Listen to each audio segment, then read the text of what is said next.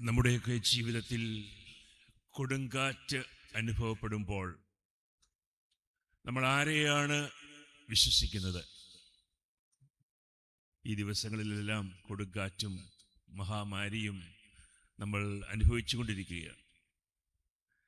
നമ്മൾ ആരെയാണ് വിശ്വസിക്കുക ജീവിതത്തിൻ്റെ കൊടുങ്കാറ്റിൻ്റെ നടുവിൽ? ദൈവത്തിൻ്റെ വചനത്തെയാണോ വിശ്വസിക്കുന്നത്, അതോ നമ്മുടെ ഉള്ളിൽ കിടക്കുന്ന ഭയത്തിൻ്റെ ശബ്ദത്തെയാണോ വിശ്വസിക്കുന്നത്? ഇന്നത്തെ തിരുവചനങ്ങളുടെ സന്ദേശം ഇതാണ്. ജീവിത കൊടുങ്കാറ്റുകളെ നമ്മൾ എങ്ങനെ കൈകാര്യം ചെയ്യുന്നു? ആദ്യ വായനയിൽ ജെറമ്യാ പ്രവാചകന്റെ പുസ്തകത്തിൽ നിന്നുള്ള വായനയിൽ നമ്മൾ ശ്രവിച്ചു. 28-ാം അധ്യായം, അതിൻ്റെ ചരിത്ര പശ്ചാത്തലം മനസ്സിലാക്കിയെങ്കിൽ മാത്രമേ നമ്മൾ വായിച്ചു കേട്ട ആ ഭാഗം മനസ്സിലാവുകയുള്ളൂ. ആ അധ്യായത്തിൻ്റെ ചരിത്ര പശ്ചാത്തലം എന്ന് പറയുന്നത്, ബാബിലോൺ രാജാവായ നെബൂഖദ്നേസർ ഇസ്രായേലിനെ ആക്രമിച്ച് അവരുടെ രാജാവിനെയും രാജസഭയിലെ അംഗങ്ങളെയും നേതാക്കന്മാരെയും എല്ലാം പ്രവാസികളായി ബാബിലോണിലേക്ക് കൊണ്ടുപോയി. അങ്ങനെ രാജ്യം ഒരു ഭീതിയിൽ, കൊടുങ്കാറ്റിൻ്റെ മധ്യത്തിലായിരുന്നു. എന്നാൽ ജനങ്ങൾക്ക് ഒരു പ്രതീക്ഷയുണ്ടായിരുന്നു. കുറച്ച് കഴിയുമ്പോൾ ബാബിലോൺ രാജാവ് അവരെ വിട്ടയക്കുമെന്ന്. ഈ അവസരത്തിലാണ് ഹനാനിയ എന്ന പ്രവാചകൻ വന്ന്, ഹനാനിയ പ്രവാചകൻ ദൈവം അയച്ച പ്രവാചകനല്ല, ഹനനിയ പ്രവാചകൻ വന്ന് അവർക്ക് വ്യർത്ഥമായിട്ടുള്ള പ്രത്യാശ കൊടുക്കുകയാണ്. ഹനാനിയ പ്രവാചകൻ അവരോട് പറഞ്ഞു, ഇതൊക്കെ 2 വർഷത്തേക്കേ ഉള്ളൂ, എല്ലാം ശരിയാകും. 2 വർഷം നിങ്ങളൊന്ന് സഹിച്ചു നിന്നാൽ മതി, എല്ലാം ശരിയാകും. ഇങ്ങനെയൊരു സന്ദേശമാണ് ഹനനിയ പ്രവാചകൻ കൊടുത്തത്. എന്നാൽ ജെറമ്യാ പ്രവാചകൻ, ദൈവം അയച്ച പ്രവാചകൻ വന്ന് ജനത്തോട് പറയുകയാണ്, നിങ്ങൾ മാനസാന്തരപ്പെടണം, നിങ്ങളുടെ അനീതി നിങ്ങൾ അവസാനിപ്പിക്കണം, നിങ്ങൾ ദൈവത്തിലേക്ക് തിരിച്ചു വരണം, ഈ വിഗ്രഹാരാധന, അന്യദേവന്മാരുടെ ആരാധനയൊക്കെ നിങ്ങൾ അവസാനിപ്പിക്കണം. മാനസാന്തരത്തിലൂടെ മാത്രമേ നമുക്ക് രക്ഷയുള്ളൂ. ഹനാനിയ പ്രവാചകൻ പറഞ്ഞു, 2 വർഷം കഴിയുമ്പോൾ എല്ലാം മാറും. ജെറമ്യാ പ്രവാചകൻ പറഞ്ഞു, 70 വർഷമെങ്കിലും ബാബിലോൺ രാജാവ് നിങ്ങളെ എല്ലാവരെയും ബാബിലോണിലേക്ക് റെഫ്യൂജീസായിട്ട്, പ്രവാസികളായിട്ട് കൊണ്ടുപോകും. നമ്മൾ പലപ്പോഴും വിശ്വസിക്കുവാൻ ആഗ്രഹിക്കുന്നത് ഇങ്ങനെ നമ്മളെ സുഖിപ്പിക്കുന്ന സന്ദേശങ്ങളാണ്. ഇസ്രായേൽ ജനവും ആഗ്രഹിച്ചതാണ്. 2 വർഷം മതിയല്ലോ. അവർക്ക് സുഖം കിട്ടുന്ന, അവർക്ക് സന്തോഷം കിട്ടുന്ന ആ സന്ദേശമാണ് അവർ ഉൾക്കൊണ്ടത്. മാനസാന്തരപ്പെടേണ്ട ആവശ്യമില്ല, അനുസരിക്കേണ്ട ആവശ്യമില്ല, പ്രാർത്ഥിക്കേണ്ട ആവശ്യമില്ല, 2 വർഷം പിടിച്ചു നിന്നാൽ മതിയല്ലോ. എന്നാൽ സത്യമായ വചനം ജെറമ്യാ പ്രവാചകൻ കൊടുത്തു.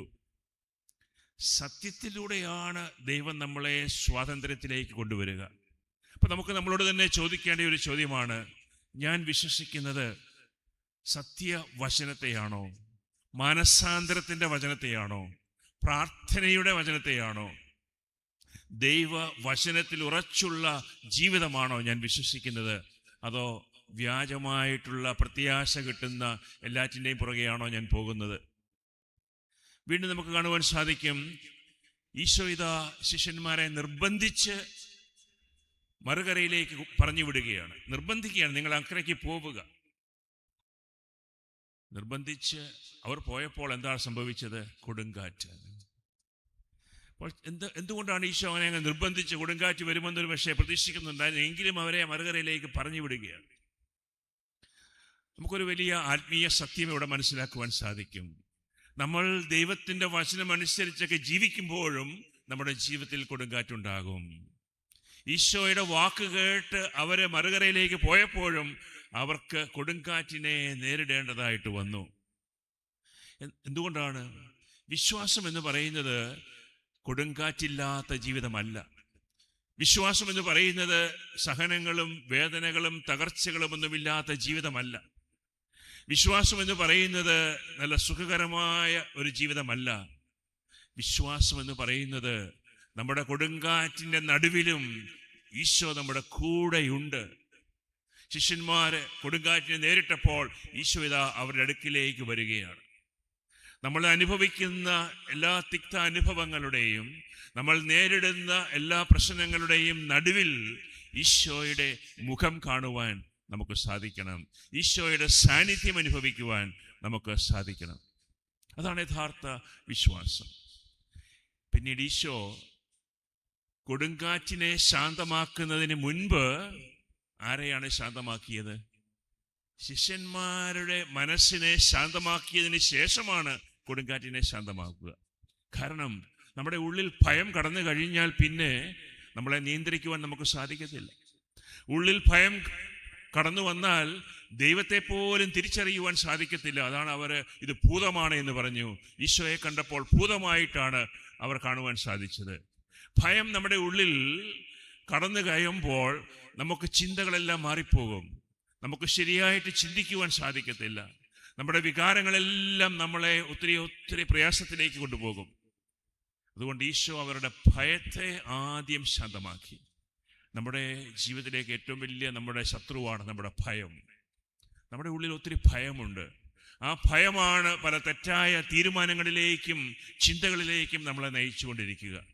ഈശോ ആദ്യം ശാന്തമാക്കിയത് അവരുടെ ഉള്ളിലെ ഭയമാണ്. അതിനുശേഷമാണ് ഈശോ കൊടുങ്കാറ്റിനെ ശാന്തമാക്കിയത്. ഈശോ എന്താണ് പറഞ്ഞത്? ധൈര്യമായിരിക്കുവിൻ. 3 കാര്യങ്ങളാണ്. ധൈര്യമായിരിക്കുവിൻ, ഇത് ഞാനാണ്, ഭയപ്പെടേണ്ട. ഈ വചനം നമ്മുടെ ഓരോരുത്തരുടെയും ഹൃദയത്തിൽ നമുക്ക് സൂക്ഷിക്കാം. ജീവിത കൊടുങ്കാറ്റിനെ, ജീവിത പ്രശ്നങ്ങളെ നേരിടുമ്പോൾ നമുക്ക് നമ്മളോട് തന്നെ പറയാം, ധൈര്യമായിരിക്കുവിൻ, ഇത് ഞാനാണ്, ഇത് ഈശോയാണ്, ദൈവമാണ്. വിശ്വസിക്കുവിൻ, വിശ്വസിക്കുവിൻ, ഞാൻ നിന്റെ കൂടെ ഉണ്ട്. ഈ ഒരു വചനം നമുക്ക് ഹൃദയത്തിൽ സൂക്ഷിക്കാം. ഒരു നിമിഷം കണ്ണുകളടച്ച് ഇന്ന് നമ്മൾ നേരിടുന്ന കൊടുങ്കാറ്റ് എന്താണ് എന്ന് ചോദിക്കുക. എൻ്റെ ജീവിതത്തിൽ, എൻ്റെ കുടുംബത്തിൽ ഞാൻ നേരിടുന്ന ഏറ്റവും വലിയ കൊടുങ്കാറ്റ് എന്താണ്? കുടുംബ പ്രശ്നമാണോ? ദാമ്പത്യ പ്രശ്നമാണോ? മക്കളെക്കുറിച്ചുള്ള ആവലാതികൾ, ഉത്കണ്ഠകളാണോ? സാമ്പത്തികമായിട്ടുള്ള കൊടുങ്കാറ്റാണോ? ആ കൊടുങ്കാറ്റിൻ്റെ നടുവിൽ ഈശോ ഉണ്ട് എന്ന് ഏറ്റു പറയുക. ധൈര്യമായിരിക്കുക, ഇത് ഞാനാണ്, വിശ്വസിക്കുവിൻ. ഈ വചനം നമ്മുടെ ഹൃദയത്തിൽ ഉറപ്പിച്ചുകൊണ്ട് കൊടുങ്കാറ്റിൻ്റെ നടുവിൽ പതറാതെ ധൈര്യമായിട്ട് ഈശോൻ്റെ കൂടെയുണ്ട്, ഞാൻ ഈശോയിൽ വിശ്വസിക്കുന്നു എന്ന് ഏറ്റുപറഞ്ഞുകൊണ്ട് നമുക്ക് ഈ ബലി അർപ്പിക്കാം.